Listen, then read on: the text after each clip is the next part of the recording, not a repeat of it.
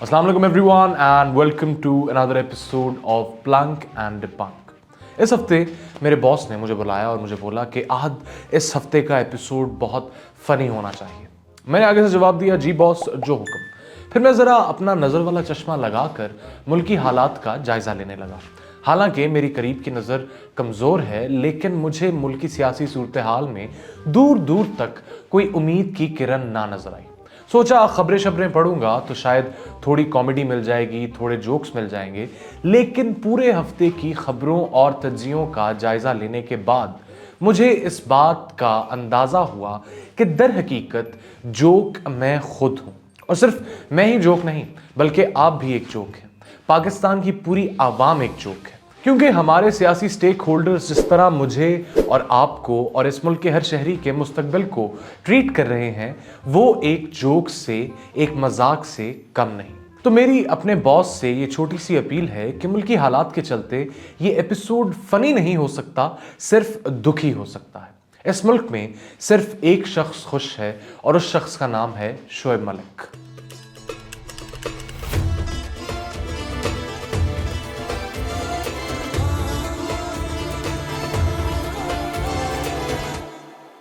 बिलावल भुट्टो ने चंद रोज पहले आवाम से खिताब करते हुए बोला कि मैं सबको खबरदार कर रहा हूं कि 9 फरवरी को मुल्क में पीपल्स पार्टी की हुकूमत बनेगी। और अगर ऐसा ही है तो बिलावल भुट्टो साहब ने खबरदार का लफ्ज इस्तेमाल करके अवामुन नास पर एक बहुत बड़ा एहसान किया है। क्योंकि अगर 8 फरवरी को वाकई पीपल्स पार्टी जीतती है तो हम सबको खबरदार होने की, होशियार होने की अशद ज़रूरत है।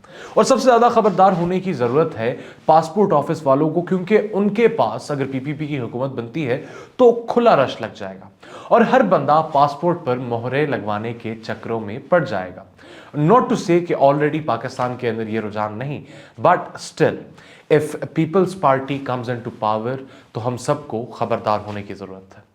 बिलावल भुट्टो जरदारी, जो आज से 1 साल पहले इसहाक डार को अपना अंकल कहते थे और मियां शहबाज शरीफ को पीपल्स पार्टी का वजीर आजम कहते थे और इसहाक डार के कसीदे पढ़ते नजर आते थे, इन्होंने रिसेंटली एक इंटरव्यू में बोला कि इस बात पे हमारा नियर यूनानिमस कंसेंसस है कि एनीबडी बट डार। चंद माह पहले अंकल और अब इलेक्शन के करीब नो थैंक यू। ऐसा क्या हुआ कि इसहाक डार साहब, बिलावल भुट्टो और मियां बरादरान का ये मोहब्बत भरा ताल्लुक टूट गया? इस शहद से मीठी और समंदरों से गहरी दोस्ती में दरार किसने डाली? तो इसका जवाब सिर्फ एक है कि इन मरासिम की, इन ताल्लुकात की बुनियाद महज मुफाद है। इमरान खान को हटाना हो या फिर गठजोड़ बनाकर मुल्क में हुकूमत करनी हो तो भाई भाई और इलेक्शंस करीब आ जाएं और वोट्स बटोरने का टाइम आ जाए तो नजरियाती और जानी दुश्मन। पाकिस्तान की पिछली 1-1.5 दहाई की सियासत में महज एक पॉलिटिकल ऑपोजिशन, एक पॉलिटिकल फ्रिक्शन थी। पाकिस्तान की तमाम बड़ी सियासी जमातें एक तरफ और पीटीआई एक तरफ। अगर कोई जमात पाकिस्तान के सियासी डिस्कोर्स में फ्रिक्शन का किरदार अदा करती थी तो वो पीटीआई थी। यहां पर की वर्ड बीइंग थी, क्योंकि रिसेंटली होने वाले इवेंट्स के बायस पीटीआई की सियासी कुव्वत बिल्कुल कॉम्प्रोमाइज हो गई है। हर दूसरे हफ्ते अहम मेंबर्स पार्टी छोड़कर जा रहे हैं, पार्टी का बानी अदालतों के चक्कर काट रहा है और शाह महमूद कुरैशी जैसा एक अहम लीडर लॉ एनफोर्समेंट एजेंसीज के नरगे में है।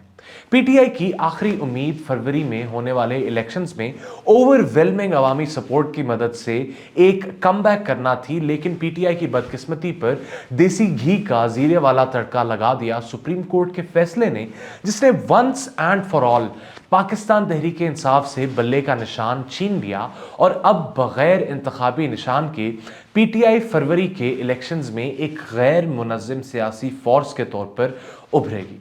पीटीआई के तमाम उम्मीदवारान टेक्निकली आज़ाद होंगे और कोई रेडियो के निशान पर, कोई बकरी के निशान पर, कोई जॉन प्लेयर के निशान पर इलेक्शन लड़ेगा। यानी कल को जब हुकूमत फॉर्म होगी तो पाकिस्तान की असम्बलियों में ऐन मुमकिन है कि पीटीआई के इन सियासी यतीमों की एक नुमायां तादाद हो। इस फैसले ने लोगों को फ्री एंड फेयर इलेक्शंस पर मजीद सवालिया निशान उठाने का मौका दे दिया है और इस सूरत हाल के चलते मुल्क में जो भी इलेक्शंस होंगे उनके नतीजे में अनरेस्ट और एक अफरा तफरी का आलम ही रहेगा। भाई मैंने तो ऑनेस्टली तजवीज़ दी थी कि फ़ायज़ा ब्यूटी क्रीम वालों की तरह पीटीआई उम्मीदवारान भी अपने बैनर्स पर 22, 31, 90 लिखवा लें ताकि असली और जाली उम्मीदवार में ट्रेडमार्क फ़र्क किया जा सके। लेकिन मेरी तजवीज़ पर सियासी बड़ों ने मुझे बोला कि पहली फुर्सत में निकल, कोई जरूरत नहीं तेरी। लोग सुप्रीम कोर्ट के इस फैसले को अनप्रेसिडेंटेड कह रहे हैं और काजी फायज ईसा को इफ्तिखार चौधरी और माजी के दीगर जजेस से कंपेयर करने लग गए हैं। लेकिन काजी फायज ईसा की अदालत ने जैसा फैसला दिया है वो माजी के किसी जज ने नहीं दिया। और कानूनी एक्सपर्ट्स के नज़दीक in the first place election commission का जो फैसला था जिसने पीटीआई से सबसे पहले एक निशान छीना था, उनका इंतखाबी निशान छीना था, इसके पीछे कोई मजबूत कानूनी बुनियाद न थी। कम से कम इलेक्शन एक्ट में कहीं ये नहीं लिखा हुआ कि ईसीपी जो है वो तमाम पार्टियों की जो इलेक्शंस हैं उनकी स्क्रूटनी करेगी और अगर वो स्क्रूटनी उसके मयार पे उतरती हैं तो इलेक्शन कमीशन के पास ये इख्तियार हासिल है कि उनसे सिंबल छीना जाए। तो वाज़े तौर पे तो कहीं इलेक्शन एक्ट में नहीं लिखा हुआ। आखिरी दफा पाकिस्तान में इस तरह इलेक्शन सिंबल छीनने की मिसाल 1988 में मिलती है जब ज़ियाउल हक ने बेनज़ीर भुट्टो की पीपल्स पार्टी से इंतखाबी निशान छीना था, जिसको पीपीपी ने ऑब्वियसली सुप्रीम कोर्ट में कॉन्टेस्ट किया और सुप्रीम कोर्ट ने इस इकदाम को ओवरटर्न करते हुए पीपीपी को इंतखाबी निशान वापस किया। और सुप्रीम कोर्ट ने यह तक भी कहा कि इंतखाबी निशान पाकिस्तान में इलेक्शन की रूह है।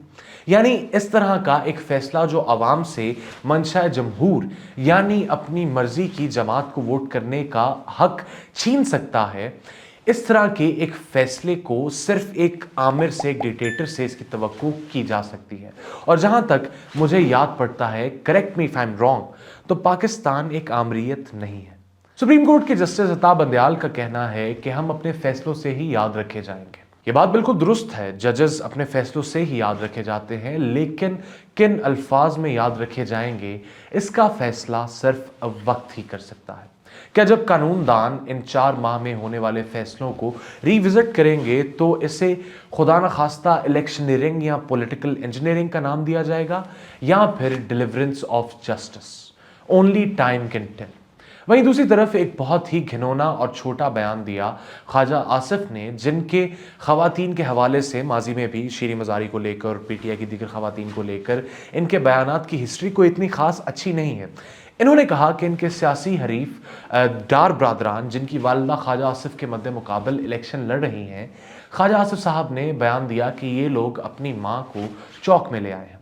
अब वट एवर ख्वाजा आसिफ साहब मेंट बाय इट, या फिर वो लिटरल मायनों में बोल रहे थे इस लफ्ज़ के, लेकिन this is not a good thing to say. This is actually a very lowly thing to say. और ख्वाजा आसिफ साहब, आप सियासत करें, इस तरह के छोटे बयानात आप जैसे एक मोतबर सियासी प्लेयर को सूट नहीं करते। हैरत की बात यह है कि वो शख्स जिसने बहुत अहम पब्लिक ऑफिसेस संभाले हैं और मुल्क का साबिक वफाकी वजीर रहा है, खवातीन की बुनियादी इज्जत करना नहीं जानता। इस तमाम सूरत हाल के चलते एक अफसरदगी और बेबसी के आलम में आपसे चाहूँगा इजाज़त। अल्लाह हाफ़िज़ और नासिर।